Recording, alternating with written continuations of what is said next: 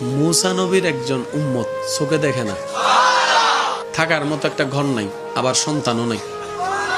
Problem কয়টা? চোখও দেখে না, ঘরও নাই ভালো, সন্তানও।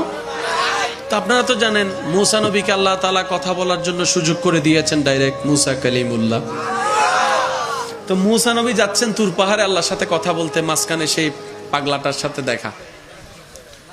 ওই পাগলা বলে, ও নবী মুসা, আপনি তো আল্লাহর সাথে সরাসরি কথা বলেন, আমার ব্যাপারে একটু বলেন না। বলে যে তোমার সমস্যা কি? তো চোখও দেখি না, ঘরও নাই, সন্তানও, আল্লাহকে একটু বলেন না আমার সমস্যাগুলো যেন একটু সলভ করে দেয়। তিনি অপেক্ষা করছেন, মুসা নবী আল্লাহর সাথে কথা বলে আসলেন। কথা বলে আসার সময় আল্লাহ তাআলা মুসা নবীকে বললেন, মুসা, আমার যে বান্দা তোমাকে আমার কাছে একটা দরখাস্ত দিয়ে পাঠিয়েছে তাকে বলবা তার তো সমস্যা তিনটা, আমি তার যে কোনো একটা দোয়া কবুল করব। সমস্যা কয়টা? কবুল করব কয়টা? একটা।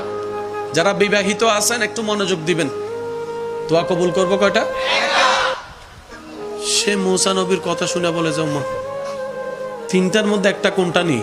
তিনটা তো জামিলা, নিব একটা, এটা তো মানে মাথায় ধরতেছে না। হুজুর আমাকে একটু সময় দেন, আমি আগামীকালকে আপনাকে জানাবো।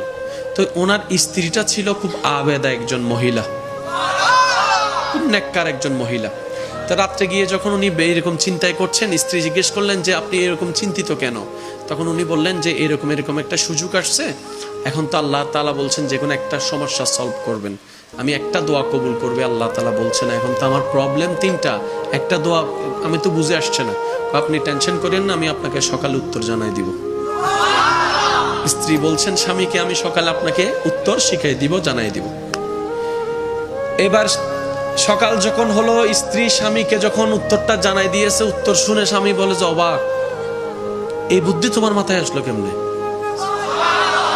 স্বামী বলে যে এই বুদ্ধি তোমার মাথায় আসলো কেমনে? আপনি যাই মুসা নবীকে বলেন। মুসা নবী শুনে মুসা নবী অবাক। মুসা নবী বললেন, সেই বল তোর দোয়া কি, কোনটা নিবি? বলে যেন হুজুর আল্লাহকে বলিয়েন আল্লাহ যেন দয়া করে আমার উপরে। কেমন দয়া? আমি যেন সুন্দর একটা ঘরে সচ্ছল অবস্থায় তৃতীয় নম্বর ছেলের বউয়ের হাতের রান্না নিজের চোখে দেখে দেখে খাইতে পারি। বুঝাইতে পারছি আমি?